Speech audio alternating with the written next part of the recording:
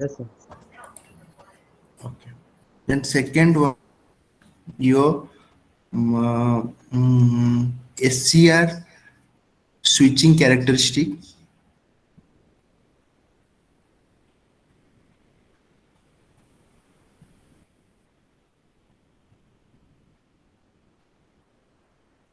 and working principle of SCR.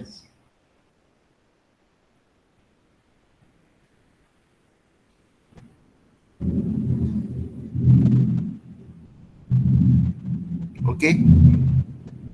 Yes, sir.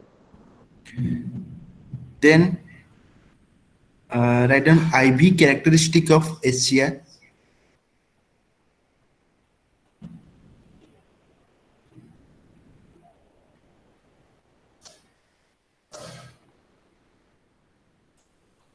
and its construction.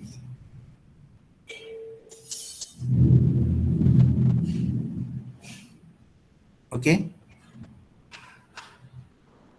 Yes, sir. MOSFET construction, working principle, and switching characteristic.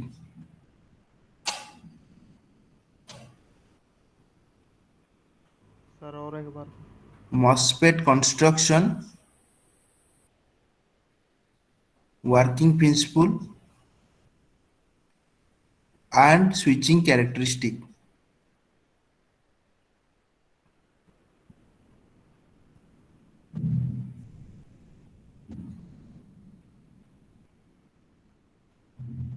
Okay.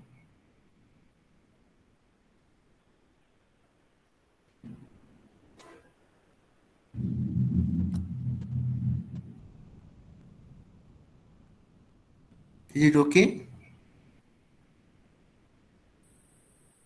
Yes sir Difference or differentiate between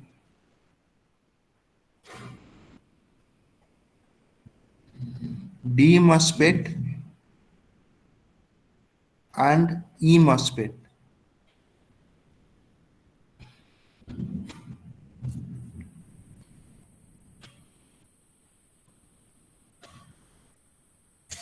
Okay.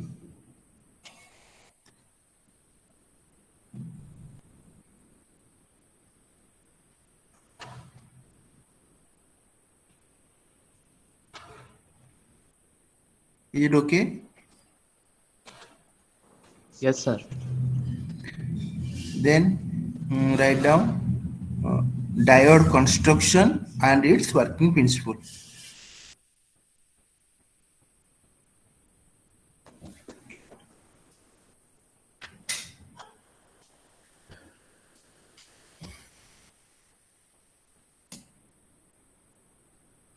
Okay.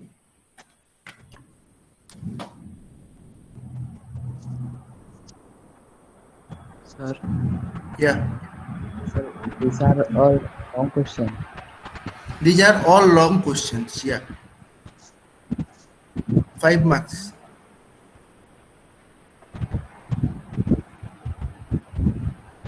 Okay. Yes, sir.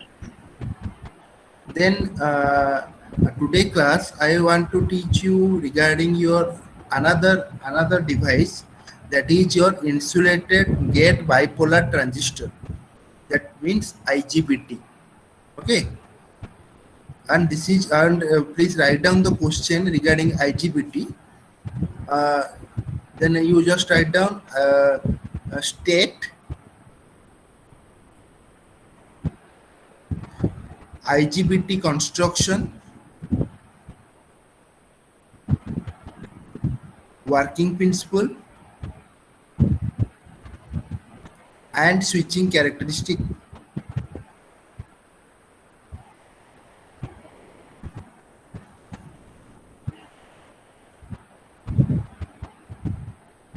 Okay.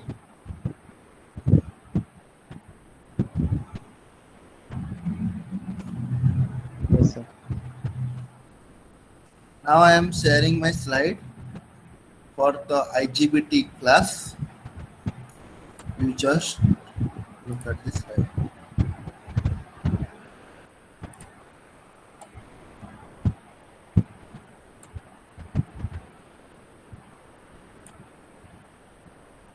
My slide is visible.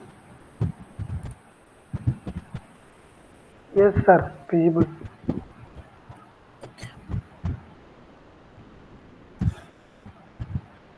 As I discussed here, the previous classes I am teaching you different type of devices.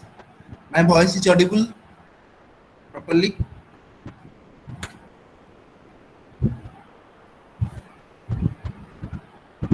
My voice is audible or not? Audible, sir. Yes, sir. Okay. As we discussed in the previous class, different type of devices. In this class, we also discussed another type of device, that is your insulated gate bipolar transistor, and this is most of the advantageous devices, most of the advantageous devices, and excess application in the real-time system. Okay, means real-time means your renewable energy integration, or secondly converter design, and secondly multi-level inverter design.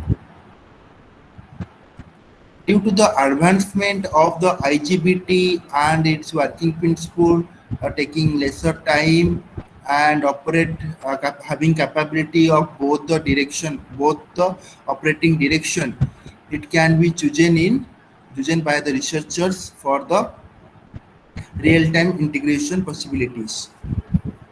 And what is a IGBT? As I am telling that this is a insulated.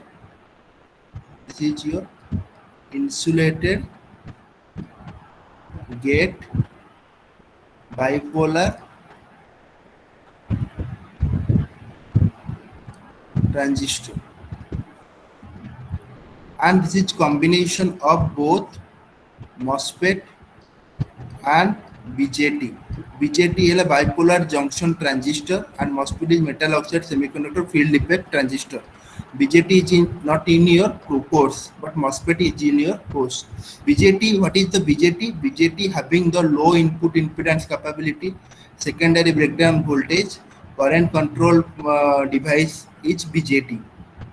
And on the other hand, we had excellent conduction characteristic, means through the BJT we can the conduction of the electron or conduction of the charges is very fast. However, MOSFET, what is the MOSFET characteristic? Excellent switching characteristic, already it is taught, and high input impedance capability of MOSFET, voltage control. This is a voltage control, and this is a current control. Okay, and which also had a bad conduction characteristic. MOSFET has a bad conduction characteristic, and BJT has a good conduction characteristic. Okay, and problematic parasitic diode rating.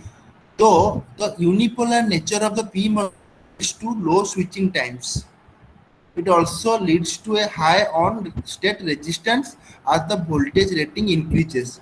Means MOSFET is operated by using the input voltage, or by using the voltage source.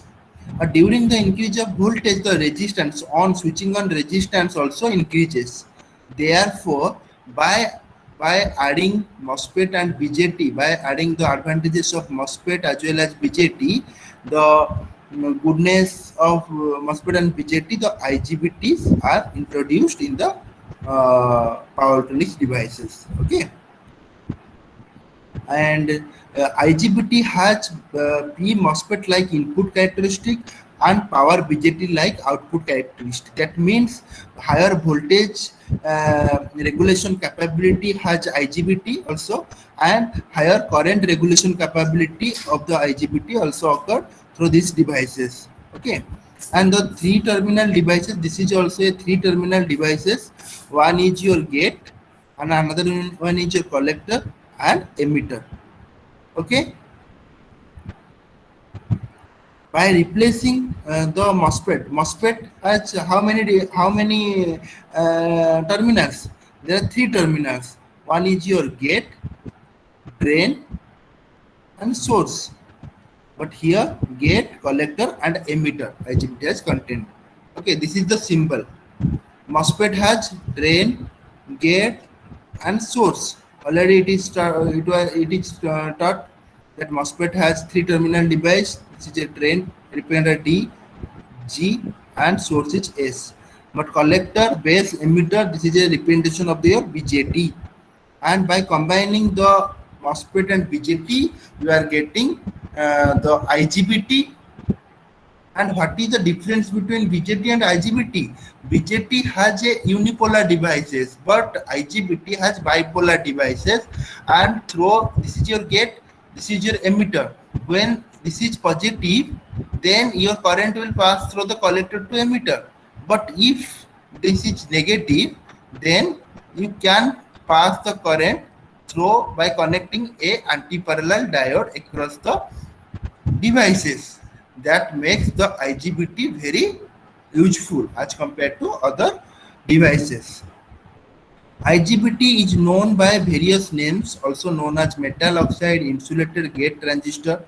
Okay, metal oxide insulated gate transistor, gain modulated field effect transistor, or conductively modulated field effect transistor, or insulated gate transistor. Okay.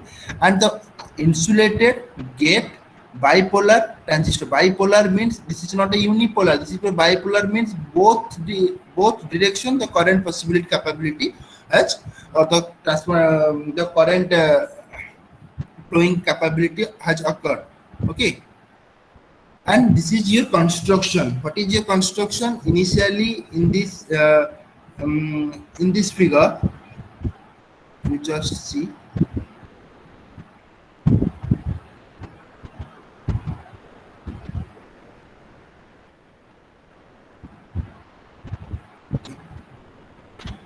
Yeah,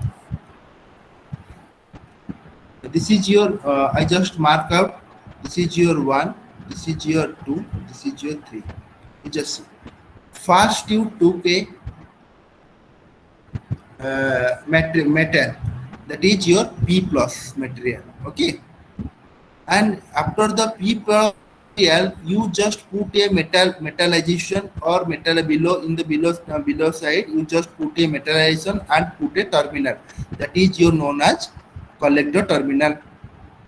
Okay, and after in the P plus, what is the majority charge carrier? P plus the majority charge carrier holds, and after connecting the P plus, you as it is a injection layer means the current will injected through this material. Okay, and this is, if this is a P plus, then the metallization occurred. Metallization means if how we are connecting a terminal, how we are connecting a terminal to the a material. By using the metallization technique, you can connect a terminal to the P plus. P plus means your P type of semiconductor device. Okay. After connecting this portion, you have to put another larger plate which contains N minus. N minus means the doping is very less here. Means it contains lesser free electron. Okay, you have injection layer, metallization and collector, but N minus is containing lesser free electron. That is your N minus. Okay, means the doping capability is less. The doping of electron is less. Here the doping of holes are high. Okay. After injecting the N minus, another terminal P terminal is integrated at the end of both on the left and right side to P terminal. This is a neutral P, not higher doping, not lower doping. Okay, and after the injection of the P type of semiconductor, you just put higher doped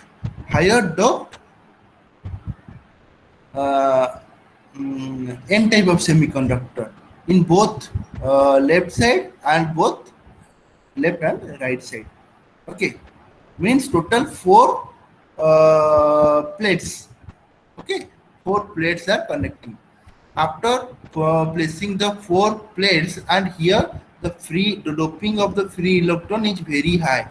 Doping of free electron is very high. Okay, if the doping of the free electron is very high, then the current carrying capacity is very also high. Here, and here and here. Okay, but here the current carrying capacity is very less in the n minus region. Okay. After placing all the devices, all the means your p plus, n minus, then p, then n plus, and n plus, all the semiconductor materials after you placing in a plate, you have to put a silicon dioxide. As we are also studied in the MOSFET, that silicon dioxide is working as a insulator. Here also it is the capability to insulating for using for or insulation. Okay, and the n plus and n plus or n terminals are connected to the emitter side, to the terminal directly connected to the emitter, and this is also your emitter. Okay, after connecting these 2 terminals, how we are placing the gate? Gate always placed at the SiO2 layer. This is not connected to any region like your P region or other N region. This is not connected. This is a for the SiO2. Above the SiO2, the gate is placed. Clear, everybody? If any doubt, you can ask here. Construction. Construction is clear?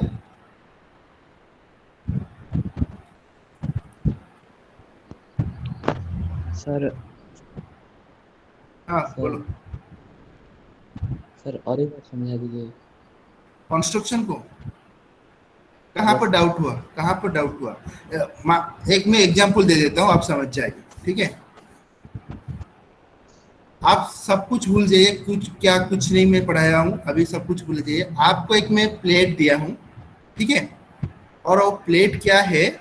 वो एक metal plate है और semiconductor material plate है.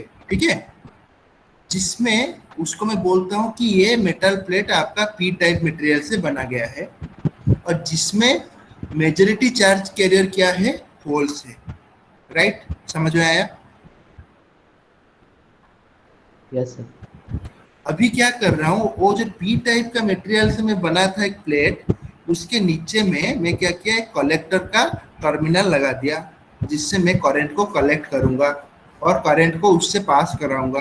Right, समझ में आया? Second point यहाँ पर.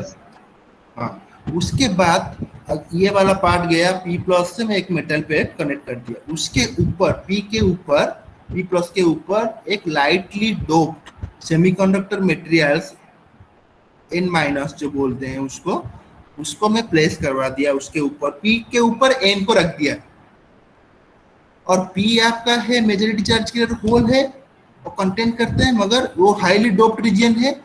और एन माइनस जो मैं उसके ऊपर पी के ऊपर रखा, वो एक्चुअली लाइटली डोप्ड है. समझ में आया?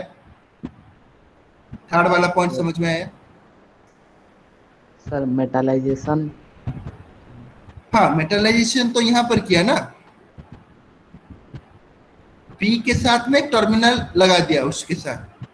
तो टर्मिनल कैसे लगाएंगे? मेटलाइजेशन करके ही लगाएंगे ना पूरा.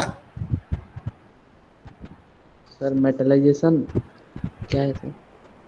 अरे मेटलाइजेशन कुछ ऐसा नहीं है, उसको रीजियन को बोलते हैं मेटलाइजेशन, जहां पर पी प्लस के साथ एक कलेक्टर को मैं लगाता हूं उसमें. उसको हम लोग बोलते हैं, जो रीजन में कनेक्ट होता है ना, उसको हम लोग मेटलाइजेशन कहते हैं। समझ में आया? Yes sir. ओके। अरे पी टाइप मटेरियल है, उसके साथ आपको एक कलेक्टर टर्मिनल, एक जैसे कि एक मटेरियल होगा, एक लाइन वाला मटेरियल होगा, उसके ऊपर पी टाइप के मटेरियल के ऊपर कैसे लगाओगे? डायरेक्ट तो रख देने से वो नहीं लगेगा ना, उसके ऊपर आप लोग को उसको वेल्डिंग सोल्डरिंग करके उसको रखना होगा, राइट?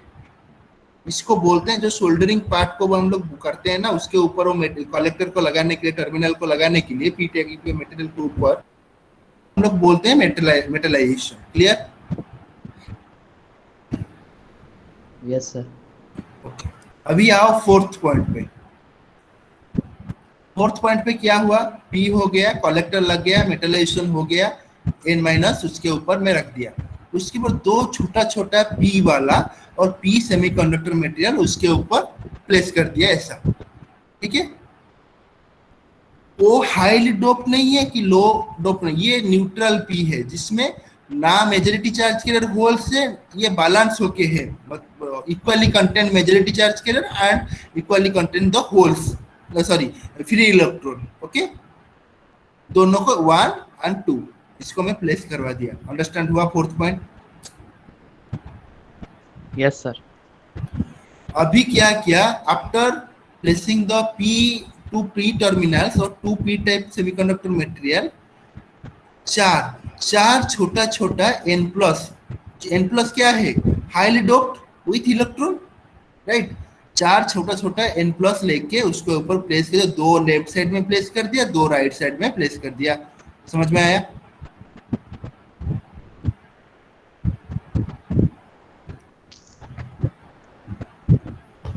ये सुनो,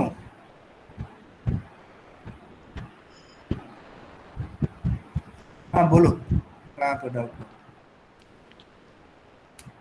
सर एन प्लस में इलेक्ट्रॉन है। फ्री एन प्लस में क्या होता है? फ्री इलेक्ट्रॉन जो होता है ना, वो ज्यादा के मात्रा में होता है, इसीलिए हम लोग हाईली डोप्ड रीजन उसको बोलते हैं। जहां पर प्लस होगा वो उसको हम लोग बोलेंगे हाईली डोप्ड, जहां पर नेगेटिव होगा उसको हम लोग बोलेंगे लाइटली डोप्ड, और जहां पर कुछ नहीं होगा उसको हम लोग बोलेंगे न्यूट्रल। ठीक है? समझ में आया? Yes sir. अगर एन के ऊपर मैं प्लस लिखा हूं, इसका मतलब वहां पर फ्री इलेक्ट्रॉन का मात्रा ज्यादा है। अगर मैं पी के ऊपर प्लस लिखा हूं, तो वहां पर हम लोग देखेंगे और बोलेंगे क्या? वहां पर होल्स ज्यादा है, मेजॉरिटी कैरियर होल्स उसमें ज्यादा है, राइट? समझ में आया? Yes sir. अभी मेरा एन इसके ऊपर प्लेस हो गया। अभी मैं क्या करूंगा? टोटल अपर लेयर को मैं SiO2 से इंसुलेट कर दूंगा और इंसुलेशन कर दूंगा सिस्टम। ठीक है? मगर एमिटर को मैं क्या करता हूं?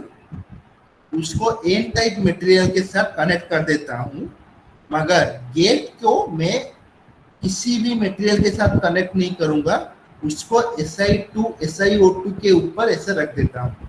मतलब गेट के थ्रू करंट पास नहीं करेगा, वहां पर जो होगा वो कैपेसिटर इफेक्ट की वजह से जो काम करना है वो करेगा, मगर एमिटर के अक्रॉस करंट पास करेगा। समझ में आया? क्योंकि यहाँ पर देखो, यहाँ पर क्या हुआ है? एमिटर डायरेक्टली कनेक्टेड है एन टर्मिनल के साथ, एमिटर डायरेक्टली कनेक्टेड है एन टर्मिनल के साथ, यहाँ पर भी एमिटर डायरेक्टली कनेक्टेड है एन टर्मिनल के साथ, मगर गेट का कुछ कनेक्शन नहीं है, बिकॉज यहाँ पर SiO2 लेयर और इंसुलेशन यहाँ पर प्रेजेंट है।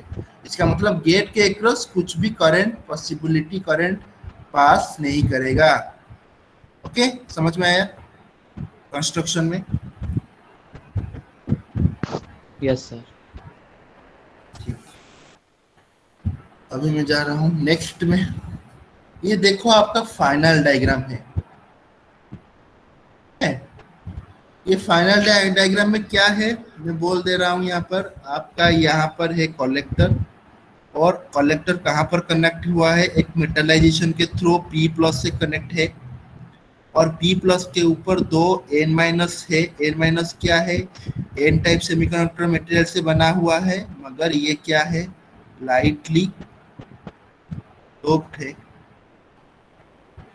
और उसके ऊपर क्या है? दो प्लेस कर रहा हूँ, 1 और 2। क्या प्लेस किया हूँ? P टाइप मटेरियल जो है न्यूट्रल है, और उसके ऊपर लेफ्ट साइड में दो इलेक्ट्रॉन जो हाईली डोप्ड है, majority charge carrier, highly doped highly doped free electrons है। इसमें भी हाईली डोप्ड फ्री इलेक्ट्रॉन है। और उसके साथ में क्या किया हूँ? कनेक्ट कर दिया हूँ किसको? एमिटर को डायरेक्टली N प्लस के साथ भी कनेक्ट कर दिया हूँ, यहाँ N प्लस के साथ भी कनेक्ट कर दिया हूँ, इधर भी कनेक्ट कर दिया हूँ, दोनों के साथ। मगर गेट को क्या किया हूँ? किसी भी मटेरियल से कनेक्ट नहीं किया हूँ, और उसको सेपरेट करता हूँ किससे? SiO2 से मैं सेपरेट कर दिया और इंसुलेट कर दिया। ये वाला पार्ट आपका हो गया emitter, gate and emitter region. Okay, तो अभी हम लोग करते हैं क्या? ये वाला पार्ट करंट कहाँ से कनेक्ट होगा? ऑलवेज एमिटर के साथ क्या होता है? ये वाला पार्ट को हम लोग ये वाला नेगेटिव होता है, ये वाला पॉजिटिव होता है, इसको मैं कनेक्ट कर दिया। ठीक है, अगर मैं यहाँ पर करता हूं, मैं क्या बोला था? P प्लस आपका इंजेक्शन लेयर है, मतलब करंट का डायरेक्शन कैसा रहेगा? करंट यहाँ से यहाँ तक वो ऐसा फ्लो करना चाहिए। ये सुनो, बिकॉज यहाँ पर मैं बोला था कि कलेक्टर से करंट इंजेक्ट करेगा, तो ये अगर आपका पॉजिटिव हुआ, ये नेगेटिव रहा, तो करंट का फ्लो यहाँ से यहाँ होगा, इलेक्ट्रॉन का फ्लो उधर होगा, करंट का फ्लो इधर से इधर होगा। तो इसको हम लोग बोलते हैं इंजेक्शन लेयर। और ये वाला पार्ट को हम लोग क्या बोलते हैं? Drift layer. ये जो N माइनस से और P तक जो है उसको हम लोग बोलते हैं ड्रिफ्ट लेयर। ओके, कितना जंक्शन बना? यहाँ पर एक J1 जंक्शन बना और यहाँ पर एक J2 जंक्शन बना। मान लीजिए मैं यहाँ पर कुछ वोल्टेज अभी तक नहीं दिया हूँ, ठीक है? अगर करंट भी उससे फ्लो कराऊंगा तो पाथ क्या रहेगा? P से N तो गया, मतलब डायोड में पड़े थे, P से अगर N गया करंट तो वो रहेगा short circuited, current easily pass करते जाएगा। मगर N से अगर P करंट जाता है तो वो हो जाएगा रिवर्स बायस्ड, ये हो जाएगा आपका ओपन सर्किटेड। समझ में आया ये वाला पार्ट?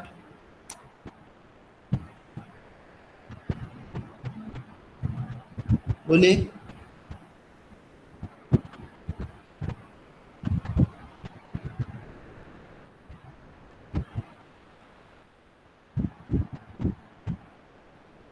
आया है नहीं?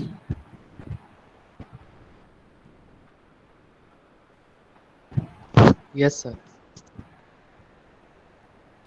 अगर किसी पार्ट में आपका डाउट रहे तो पूछ लो, कुछ प्रॉब्लम नहीं, मैं एक्सप्लेन कर दूंगा इस वाला पार्ट। क्लियर हुआ ये वाला पार्ट? J1 J2 दो जंक्शन था और P से N करंट जा रहा था, इसीलिए हम लोग उसको फॉरवर्ड बायस किए, और N से P जब करंट जाएगा तो definitely without any voltage supply और रिवर्स बायस हो जाएगा।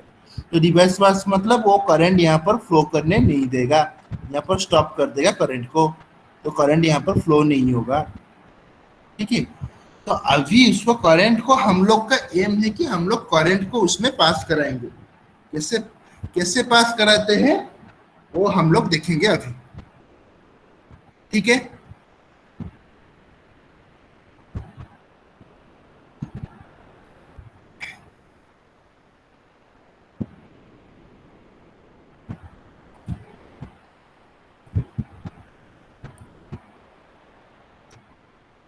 यहाँ पर आप लोग देखिए, देखो मैं जो बोला था एमीटर को मैं क्या किया, डायरेक्टली कनेक्ट कर दिया वोल्टेज VC से, वोल्टेज से वो क्या करेगा, करंट को पास करना शुरू करेगा। और अगर पास करता है यहाँ से तो करंट पास इजीली कर जाएगा क्योंकि ये शॉर्ट सर्किटेड है। अगर जब यहाँ पर से करंट पास कर रहा है, ये जो लाइटली डोप्ड रीजन है और ड्रिप लेयर है, ये N है, N रीजन, और N से P पास करंट नहीं करेगा क्योंकि ये है हायर रीजन में, ये है लोअर रीजन में, और N से P पास नहीं करेगा बिकॉज ये जो जंक्शन है ये रहेगा ओपन सर्किटेड और ये रहता है शॉर्ट सर्किटेड। तो हम लोग को अभी इसको ओपन सर्किटेड शॉर्ट सर्किटेड करना है। तो कैसे वो करेंगे वो हम ये भी देखेंगे इसमें। ठीक है, तो यहाँ पर मान लीजिए ये सब कुछ है इधर इधर।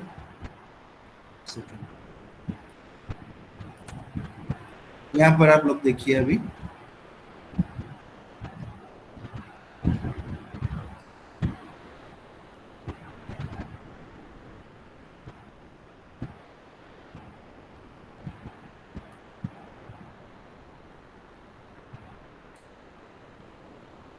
यहाँ पर मैं क्या किया,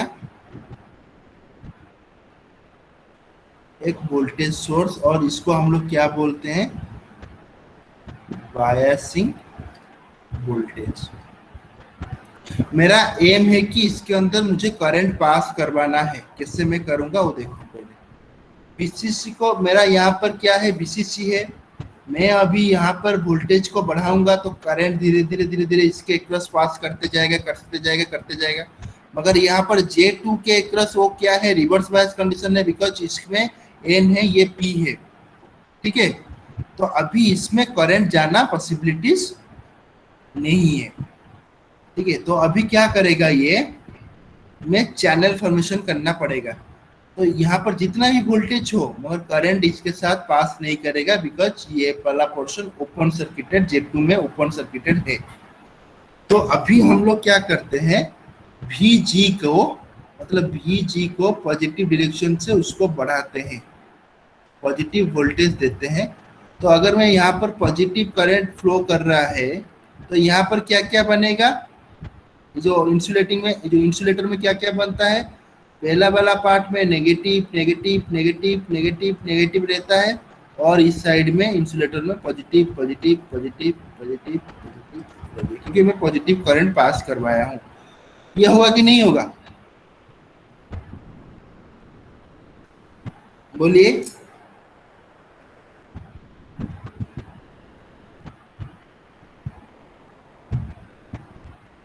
समझ में आ रहा है या नहीं आ रहा है? Yes sir. समझ में आया? तो अगर मेरा यहाँ पर पॉजिटिव रहा तो ये क्या करेगा, नेगेटिव को अट्रैक्ट करेगा। तो यहाँ पर क्या रहेगा, नीचे ये वाला हिस्से में होल्स रहेगा, और इलेक्ट्रॉन क्या करेगा, चले जाएगा इसके साथ अट्रैक्ट होके। यस और नो, अट्रैक्ट होके हो गया। तो यहाँ पर ये जो लेयर कनेक्ट हो जाएगा तो ये वाला लेयर कंप्लीट हो जाएगा। सिमिलरली इस साइड में भी ये वाला नेगेटिव नेगेटिव नेगेटिव कनेक्ट हो गया पॉजिटिव के साथ अट्रैक्ट होके, तो ये वाला भी लेयर पूरा कंप्लीट हो जा रहा है। तो ये रिवर्स बायस अभी हो गया फॉरवर्ड बायस। क्यों हुआ फॉरवर्ड बायस, जब मैं बायसिंग वोल्टेज को बढ़ाता गया पॉजिटिव डायरेक्शन में तो इलेक्ट्रॉन अट्रैक्ट होता गया। ये कैपेसिटिव इफेक्ट की वजह से इलेक्ट्रॉन क्या करता है, अट्रैक्ट हो जाता है। तो ये अगर अट्रैक्ट होता है तो करंट इजीली क्या करता है, यहाँ से गया गया गया फिर मूव करके वो एमीटर के अक्रॉस चला गया, तो एमीटर में जाके फिर वो रिटर्न करके करंट का पाथ कंप्लीट हो गया। तो इसी तरीके से करंट फ्लो वर्किंग आईजीबीटी में पॉसिबल है। समझ में आया, या कुछ डाउट रहा तो पूछ लो। ये आपका टोटल वर्किंग प्रिंसिपल कंप्लीट हुआ। हाँ पूछो सर। तो यदि हम SiO2 का लेयर नहीं देंगे तो वो अनकंट्रोल्ड हो जाएगा। नहीं, SiO2 का लेयर हम लोग अगर नहीं देंगे तो गेट का टर्मिनल नहीं रहेगा, राइट। तो हम लोग क्या कर पाएंगे ना, हम लोग उसको अपने हिसाब से कंट्रोल नहीं कर पाएंगे। जितना वो वोल्टेज रहेगा, VCC जितना रहेगा उसी के हिसाब से वो करंट फ्लो करना शुरू कर देगा। ठीक है, अगर मेरा ज्यादा VCC बढ़ जाता है तो क्या होगा ना, वहां पर फेल्यूर हो सकता है, क्योंकि ज्यादा की मात्रा में करंट पास करेगा, जो जितना कैपेसिटी N+ का नहीं होगा उसका उतना करंट को हैंडल नहीं कर पाएगा। समझ रहे हो? Yes sir. तो देखो यहाँ पर कुछ पॉइंट लिखा गया है, वो पॉइंट क्या इंडिकेट करता है।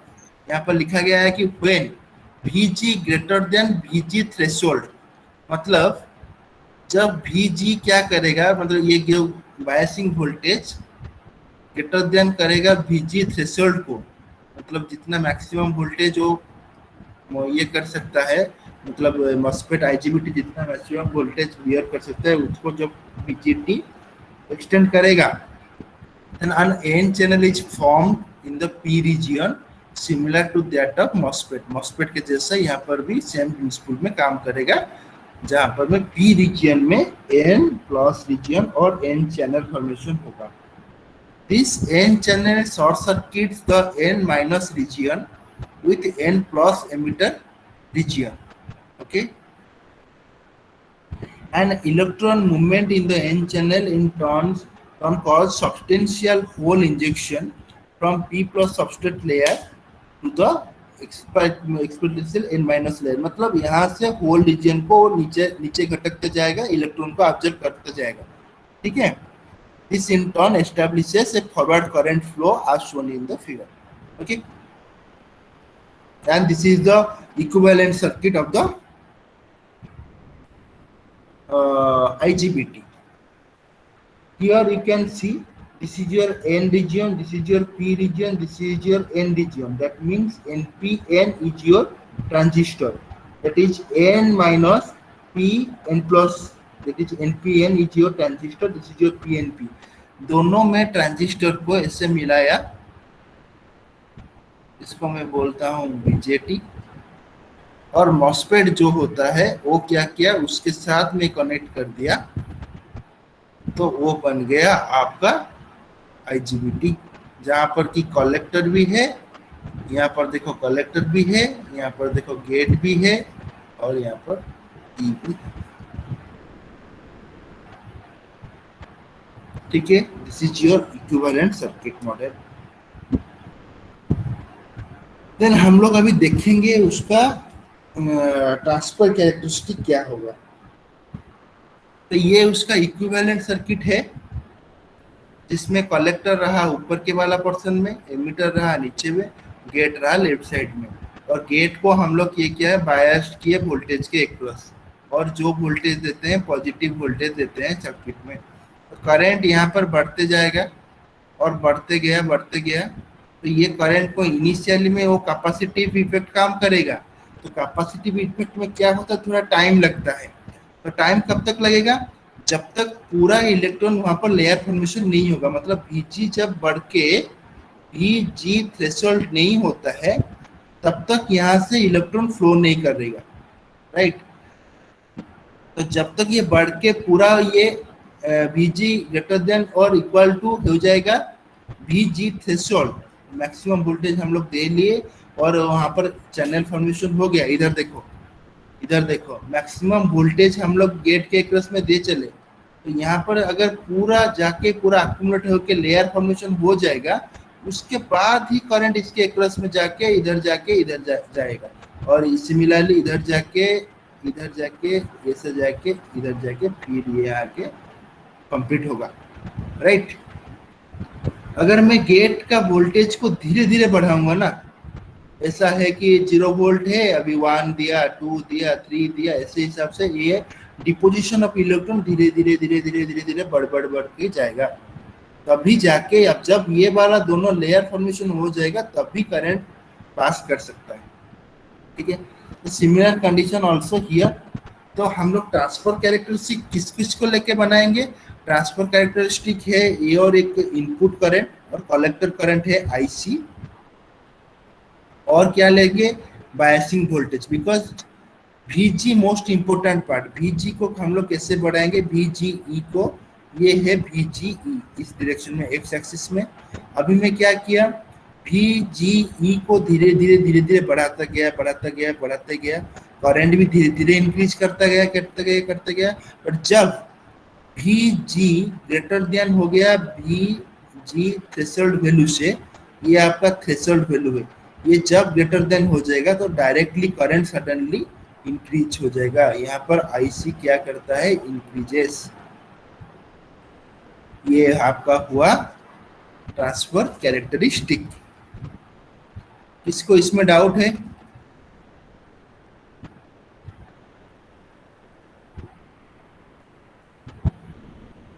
डाउट है क्या किसी को?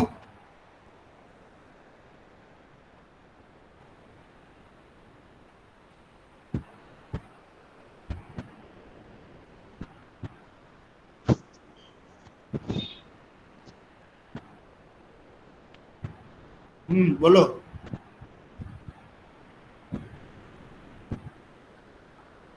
डाउट है या नहीं है? सर वो ग्राफ थोड़ा समझाइए। ग्राफ कहाँ पर डाउट है? कहाँ पर नहीं समझ पाए? बोलने से मैं बोलूंगा। बोलो तो कहाँ पर नहीं समझ पाए? Threshold voltage. देखो, तुम पहले इसको देखो। ये वाला फिगर दिख रहा है? Yes sir. देखो यहाँ पर, सॉरी ये वाला देखो, ठीक है। यहाँ पर मैं गेट वोल्टेज को यहाँ से दे रहा हूँ, कि नहीं दे रहा हूँ?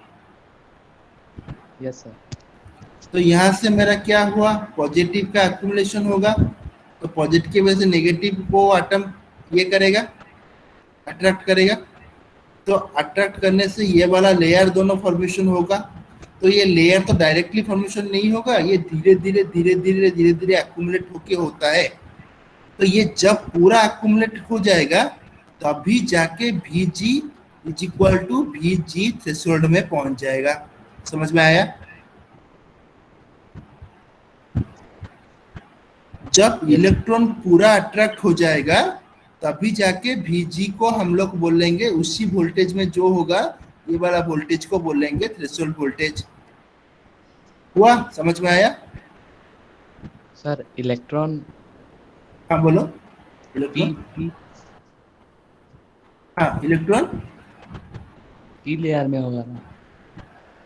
हाँ पी लेयर में दोनों चार्ज होता है ना, होल्स भी होता है और इलेक्ट्रॉन भी होता है। मगर इलेक्ट्रॉन क्या होता है? माइनॉरिटी पोजीशन में रहेगा, होल्स मेजॉरिटी कैरियर के हिसाब से रहेगा।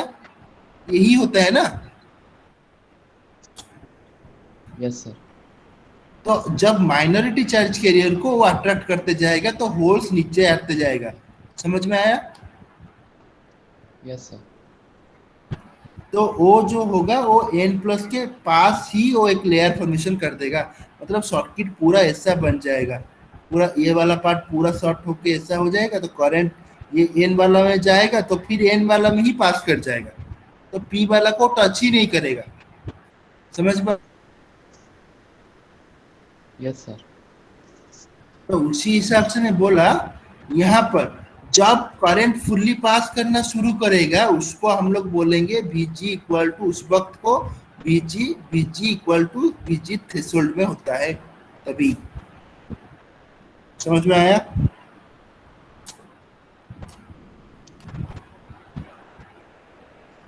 या और कुछ रहा इसमें थ्रेशोल्ड वोल्टेज में और ट्रांसफर कैरेक्टरिस्टिक में कुछ डाउट रहे तो पूछ लो, उसके बाद मैं जाऊंगा उसका आउटपुट कैरेक्टरिस्टिक को।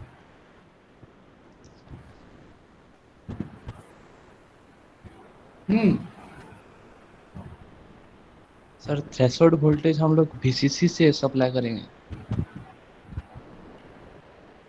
थ्रेशोल्ड वोल्टेज VCC से क्यों सप्लाई करोगे? तुम ये जो Vg है यहाँ पर देखो, ये आपका Vg है कि नहीं? Yes sir.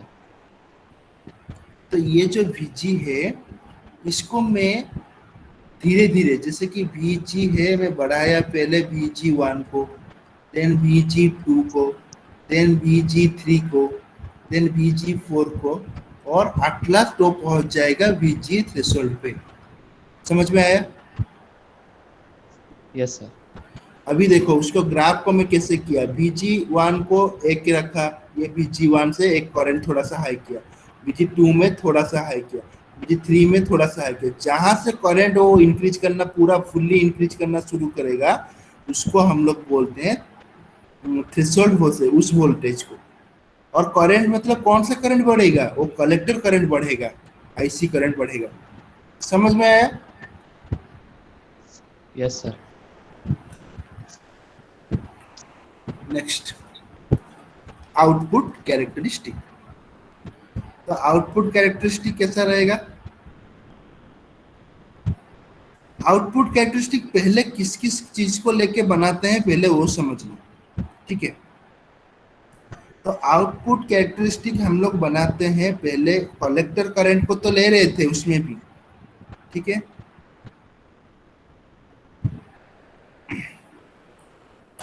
कलेक्टर करंट को हम लोग क्या रखे, यहाँ पर कलेक्टर करंट को हम लोग ले रहे थे, यहाँ पर मगर लिए VC लिए।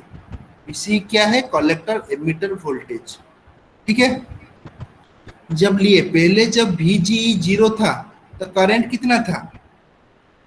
इसमें देखो पहले, जब VGE ये वाला पार्ट 0 वोल्टेज था तो करंट कितना था? मिनिमम 0। मिनिमम था। तो अगर मैं IC वर्सेस ग्राफ बनाता हूं इसमें, ये आपका हुआ IC, ये आपका हुआ VCC, ओके। मैं अगर बोलूंगा, आपको पूछूंगा अभी VGE इक्वल टू, अगर VGE is equal to 0, then current is how much? 10 0। 0। Then अगर VGE इक्वल टू 1 दूंगा तो करंट कितना होगा?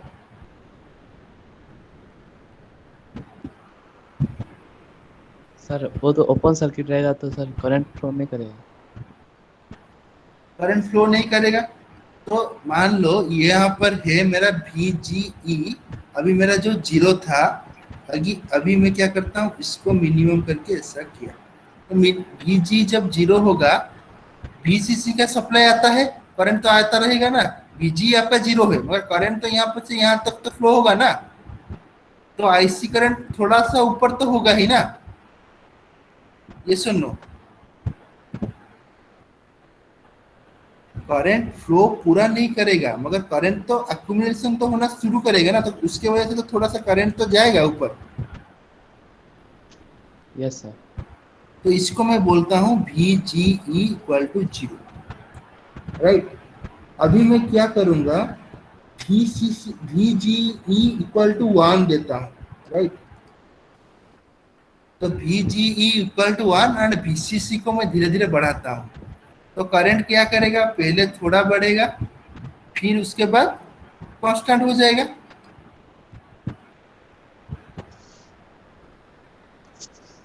हुआ कि नहीं?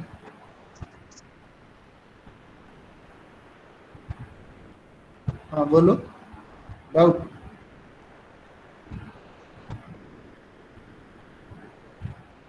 बोलो।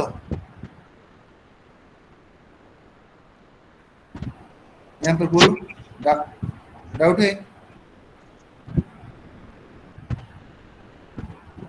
सर हाँ VCC बढ़ाएंगे। हाँ, VCC बढ़ाएंगे मगर VG इक्वल टू कम वोल्टेज में रहेगा। Yes sir. समझ में आया? यस। मैं क्या किया, VCC को बढ़ाता गया और VG पहले 0 था, 0 में तो पूरा सर्किट ऑफ ही रहेगा यहाँ पर, यस ठीक है, IGBT ऑफ रहेगा यहाँ पर। मगर जब VG थोड़ा वोल्टेज दूंगा तो वो टर्न डाउन करने के लिए थोड़ा सा इंक्रीज तो करंट करेगा ही डेफिनेटली। मगर अगर मैं VCC को पूरा बढ़ाता रहता हूँ तो डेफिनेटली कुछ ही देर बाद ये तो करंट थोड़ा बढ़ते जाएगा। जब VGE यहाँ पर थ्रेशोल्ड में पहुंच गया वोल्टेज और वहां से प्रेशर आया तो ये क्या होगा, कांस्टेंट हो जाएगा करंट। Yes sir. तो फिर उसके बाद VG धीरे धीरे बढ़ाते गया तो करंट भी धीरे धीरे इंक्रीज करते गया। ये सुनो। Yes sir. क्या? तो अभी मेरा है यहाँ पर एक पीक है, यहाँ पर एक पीक है, यहाँ पर एक पीक है, यहाँ पर एक पीक है। समझ में आया? क्योंकि यहाँ पर सब हम लोग थ्रेशोल्ड वोल्टेज हमको मिलता गया, हाँ कि नहीं? Yes sir. Difference threshold voltage हमको मिलता गया। तो अभी हम लोग क्या करेंगे, इसको मिला के इस सब पॉइंट को एक लाइन खींच देंगे। ये आपका ट्रांसफर कैरेक्टरिस्टिक हुआ जो पहले हम लोग पढ़ रहे थे। Yes sir. तो ये वाला रीजन को हम लोग क्या बोलते हैं, पढ़ाया था पहले मॉस्फेट में भी, इसको हम लोग बोलते हैं ओमिक रीजन। ठीक है, और यहाँ पर अगर मिनिमम करंट रहेगा, ये रीजन को हम लोग क्या करेंगे, और ये करंट को क्या बोलेंगे, लीकेज करंट।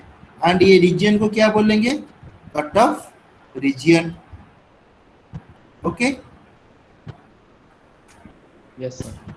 और सैचुरेशन कहाँ पर करते हैं, सैचुरेशन रीजन किसको बोलते हैं, ये वाला जो लाइन कर जाता है ना ऊपर, उसको हम लोग बोलते हैं सैचुरेशन लेवल। यहाँ से करंट क्या होता है, सैचुरेट होना शुरू करता है, तो इसको हम लोग बोलते हैं सैचुरेशन रीजन और ओमिक रीजन। ओके, एंड ये वाला पार्ट जहां से करंट पूरा लिनियराइज हो जाता है, उसको हम लोग बोलते हैं एक्टिव रीजन। क्या बोलते हैं, एक्टिव रीजन। ओके, समझ में आया? Yes sir.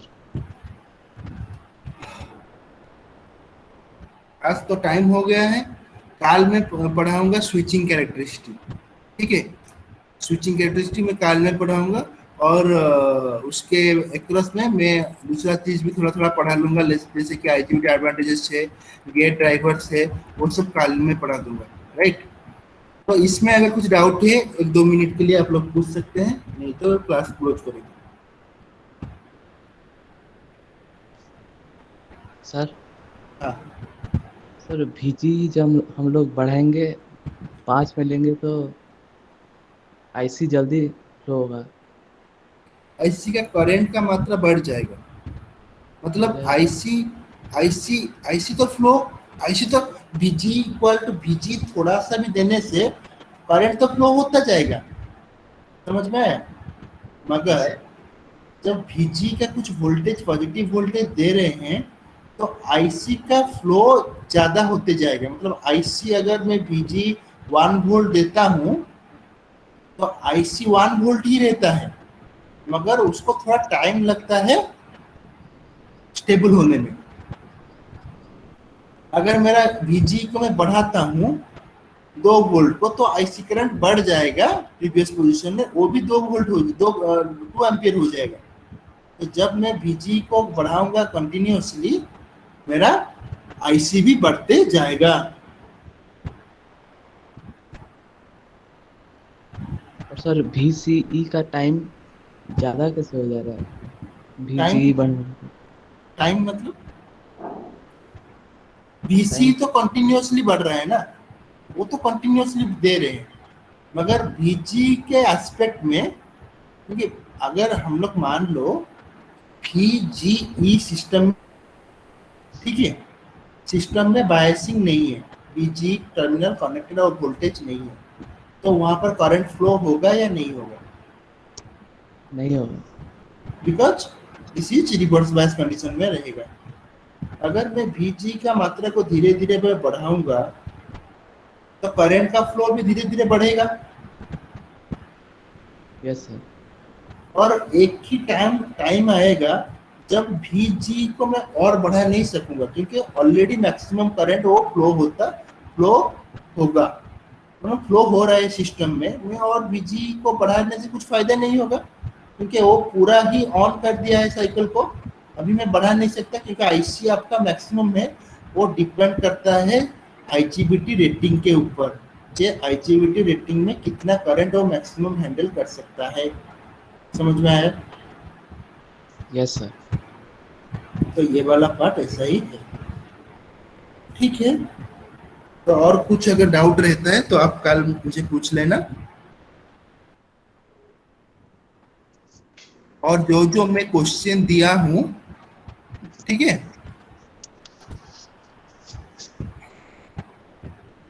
समझ में आया?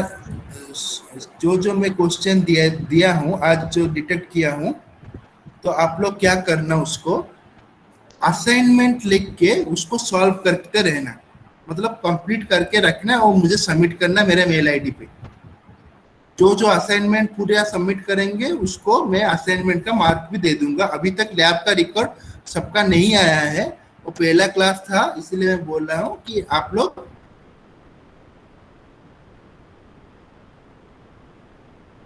कब सबमिट करना, नेक्स्ट क्लास में, क्लास से आने से पहले वो रिकॉर्ड मुझे सबमिट कर देना, राइट। उसका भी असाइनमेंट आप लोगों को मुझे सबमिट करना होगा, ठीक है। Yes sir.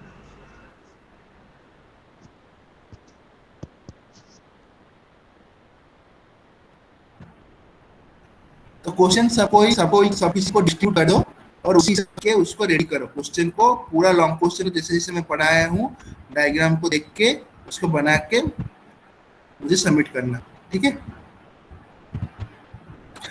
अभी नहीं, नेक्स्ट वीक में थर्सडे को सबमिट करना, 7 दिन में तो तुमको दे रहा हूँ, राइट।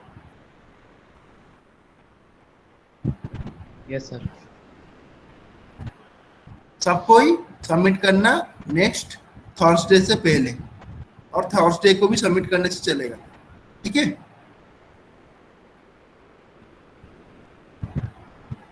हाँ सर। Okay then, thank you sir. Thank you. Next class हम लोग मिलेंगे। Thank you sir.